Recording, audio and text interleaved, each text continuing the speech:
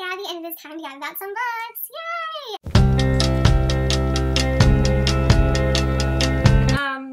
I have been slacking like so much with all my videos, and it wasn't on purpose, I swear. I just, with work starting, okay. So, stop, rewind, play.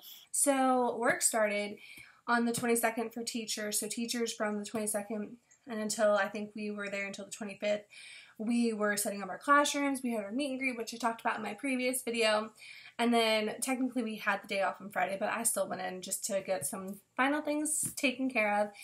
And then over the weekend I was like prepping everything for when my students came, and then on Monday my students started, so Monday through this past Friday we were kind of like going through procedures.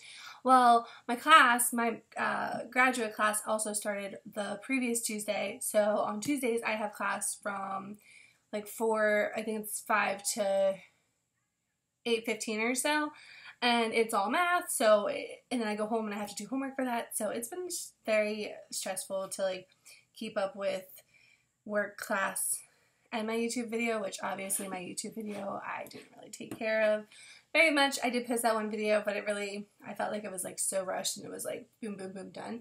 So I am going to try to attempt to do 3 video recordings today since I have the day off for Labor Day, and hopefully I'll be able to post those throughout the week.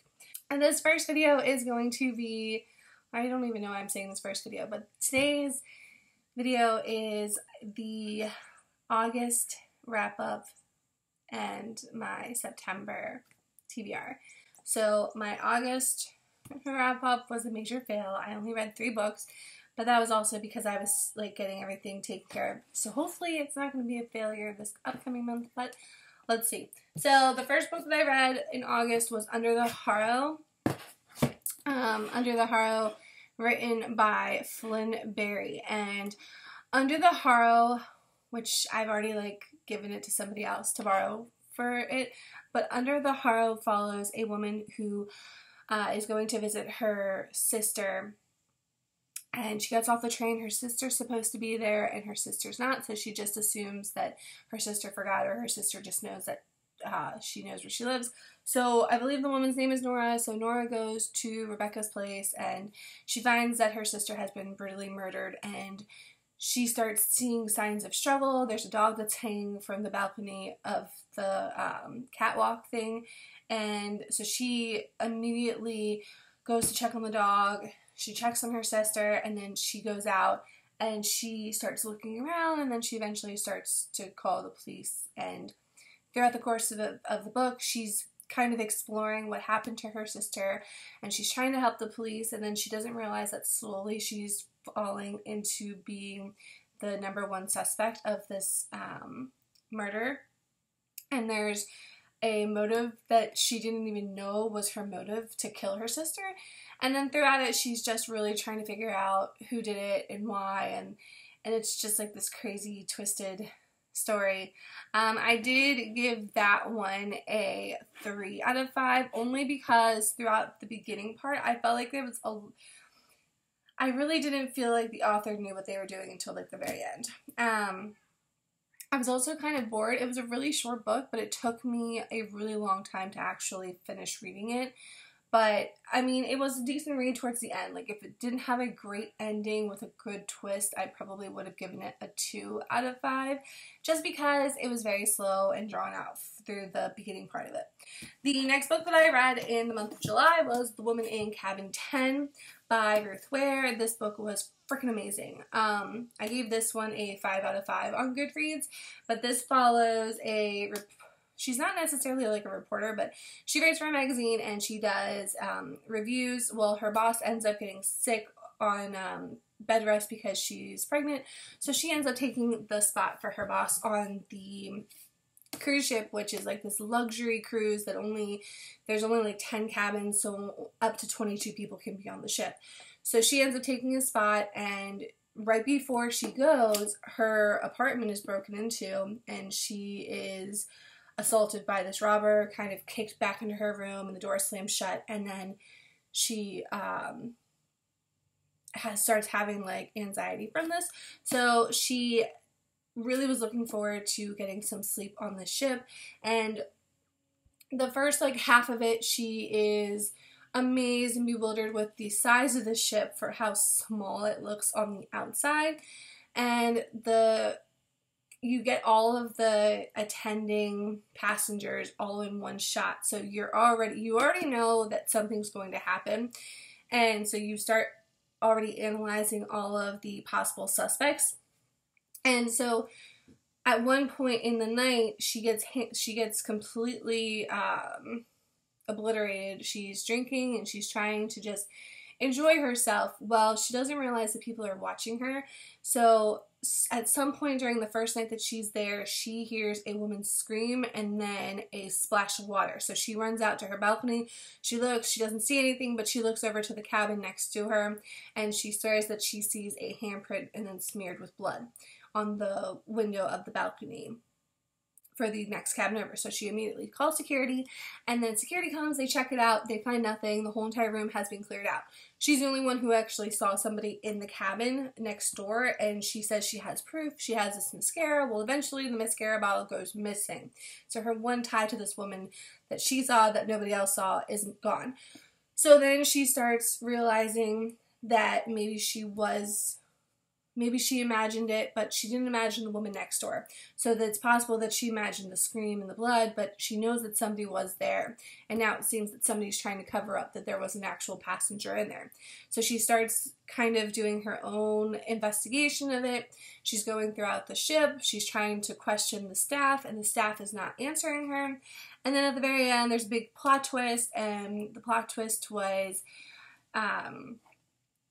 definitely not something that I saw coming. I didn't even expect any of it.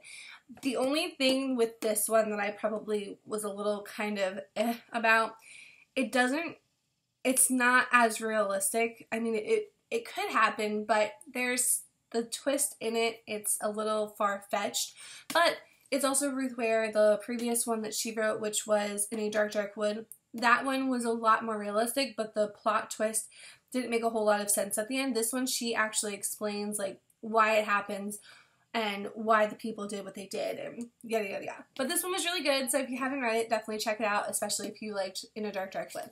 And then the last one that I read was Parasite by Mira Grant. This is the Parasitology trilogy, and I actually ended up buying the second one because I liked this one so much. The first part of this book was kind of dull. It's a lot of backfeeding, and you're just learning about why this woman named Sally Mitchell, aka Sal, is the way she is, and she actually was in a head-on collision, severe brain damage, and she survived, and they don't know why, but it's because she had this intestinal bodyguard in her, there's a company in it that kind of created this intestinal bodyguard, which is actually a parasite, and it was Symbogen. So Symbogen created this company, and now more than half the population has this intestinal bodyguard.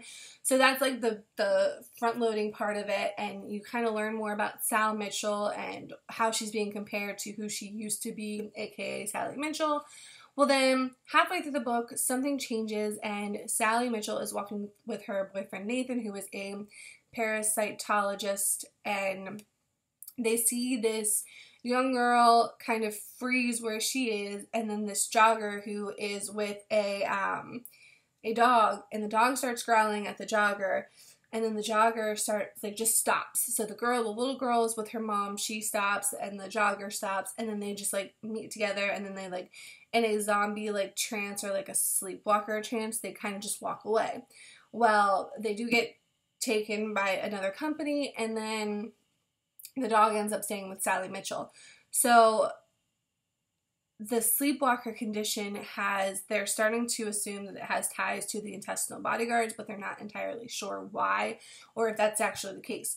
So they find Sally Mitchell is this VIP at Symbogen because she's one of the faces of why everybody should get this intestinal bodyguard. So she starts going more to the company, and then a freak accident happens where an employee there ends up with a sleepwalking sickness, but they killed this woman on the spot. And then they do a test to see if Sal Mitchell has it, and they just run a UV light over, and then so she brings this back to her boyfriend Nathan, who is the parasitologist, and he does it with a patient that they had that already was in the sleepwalker paralysis or comatose stage. And when they run the UV light over it, they see a bunch of like white lines moving under his skin, which are the parasites. So they know that he has a parasitic infection. So they go through all this. There's twists and turns throughout, and then the sleepwalking stage kind of manifests into a more aggressive pattern, and all the people that are infected become more aggressive, and they actually start like killing people. So they're kind of like zombies, but they're not like zombies.